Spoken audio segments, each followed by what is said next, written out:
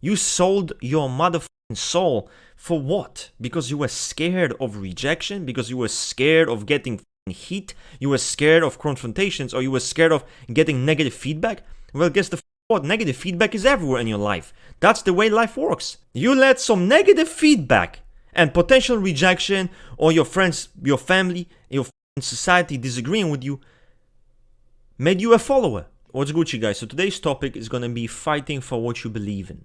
Standing up for what you believe in and why it is important. Fighting for your beliefs, principles, convictions, passions, hobbies, opinions, views, ways of life, seeing life. Fighting for those things, standing up for those things is basically you standing up for yourself.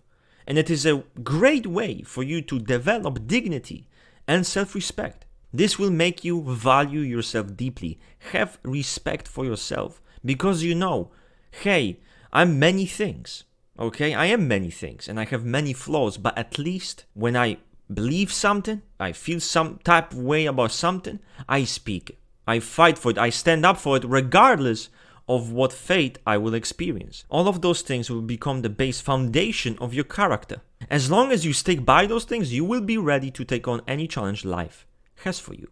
I'm gonna share my own personal story with this.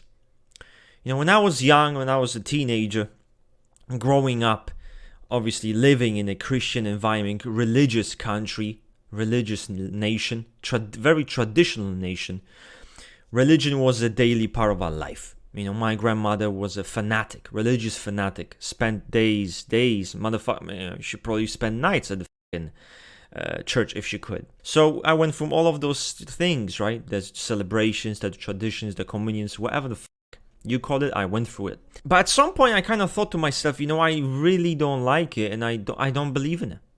I just feel no connection with it. And when I think about it, I think it's bullshit. And there's this often perception that, they have answers. Those people in the church and those they have answers. You don't. And, that got me thinking. It's like, so they have answers to existence, to what happens after death, right? They have all the answers. They are enlightened somehow, right? But not me, not you, not anyone else. They're enlightened. They know. And that was a bit problematic to me. Of course, young person's arrogance, but also like, we are human. All of us are human. No one has answers. We are all human. No one has answers. And if they claim to have answers, they are just with you. That's the way. They're probably trying to sell you shit. If they have like the answers for existential shit, answers for life after death, whatever the it is, no one has answers. But either way, I saw the problems with it. To me, a religion was an institution, an organization. That's how I viewed it.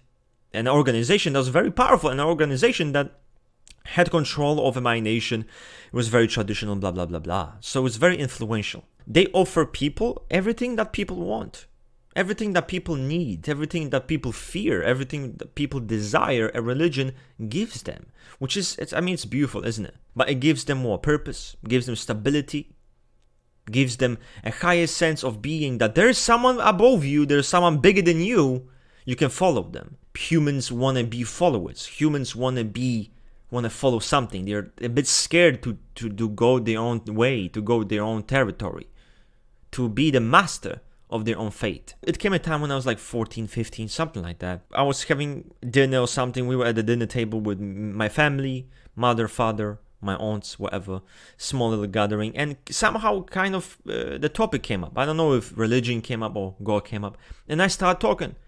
And I kind of told them, I don't believe in that. I basically say I think it's all bullshit. I probably should have been more tactful. Of course, I received negative reactions. And I also said that because there was this weird notion that if you don't believe, how can you know what's right and wrong? And that kind of worried me, because I'm thinking, if you don't know what's right and wrong on your own accord, then you need religion to tell you. I'm not sure if I would want to be in the same room as you, because that's fucking worrying. It caused many fights, a lot of drama caused by that. So why would I do such a thing? Why would I want to make my life objectively harder? I could have just be silent. I could have just kept my mouth shut and not say shit. But to me, even the thought of being silent and not speaking what I believe in filled me with anger. Even the thought of not doing that pissed me off. I have my own truth. I have my truth. I have my belief. If I don't stand up for that, right? What the do I have left in my fucking body? What do I have left? If I don't even have that privilege to stand up for what I believe in, what's the point of life? What the is the point of living life anymore? You're an empty vessel. An empty vessel, yes man. I mean, so what's left? I mean, become an obedient little dog, nod, make sure to go with the flow of everyone, follow the traditions, right? Make sure you think like everyone else. You're betraying yourself. I mean, that's what it is at the end of the day. You are betraying yourself. Even if you nod and say yes, do you think you're gonna feel good about yourself at the end of the day? You sold your motherfucking soul for what? Because you were scared of rejection? Because you were scared of getting heat? You were scared of confrontations? Or you were scared of getting negative feedback? Well, guess what? Negative feedback is everywhere in your life. That's the way life works. You let some negative feedback and potential rejection, or your friends, your family, your society disagreeing with you, made you a follower. You're gonna be miserable because of it. But you know what's funny about this story is that many years later, everyone knows my views on this particular thing. Everyone knows how I feel about it. My family knows. My friends know. Did not move and I did not budge. And in the end, that's all it took. In the end, they tried to change your ways, but they couldn't. All it took was resistance. That's the principle of speaking up for what you believe in. You do it out of principle. Even if you get fucked, that's the way. It's a hard life, no matter the consequence. That's the price you pay, and you are willing to pay it. If you stay silent, you let people, society, whatever the dictate how you navigate this life, slowly but surely, you will become an empty vessel too. You will become just one of the NPCs who lack any original thought. You exist just to absorb the external world. That's it. Find your truth. Whatever your beliefs are, your hobbies, your passions, I don't give a really what it is. You have to find it. Search it. Search for your philosophies on life, your views, whatever it is you feel strongly about. Make sure this is actually coming from within. Make sure those things are actually yours. Because we grow up in a society, traditions, people believe in shit because, that's the environment we grew up in.